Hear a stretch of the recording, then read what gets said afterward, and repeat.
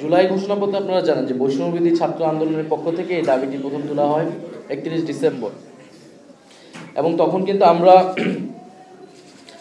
বৈষম্যবিরোধী ছাত্র আন্দোলন জাতীয় নাগরিক পার্টির পক্ষ থেকে, কমিটির পক্ষ থেকে আমরা যেই ঘোষণাপত্রটি আকাঙ্ক্ষা করি তার একটা খসড়া আমরা সরকারের কাছে দিয়েছি। সরকার যখন বলেছে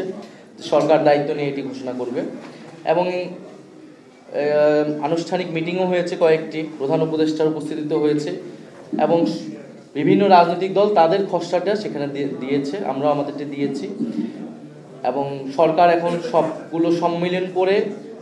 একটা হয়তো খসড়া, একটা ঘোষণাপত্র চূড়ান্ত করবে। আমাদের জায়গা থেকে আমরা বলেছি ঘোষণাপত্র অবশ্যই সাংবিধানিক স্বীকৃতি থাকতে হবে, সংবিধানের সেটা প্রিএম্বল এবং তফসিলে এই জুলাই গণ অভ্যুত্থান এবং বা ঘোষণাপত্রের কথাটি উল্লেখ থাকতে হবে, এবং আমরা আশা করতেছি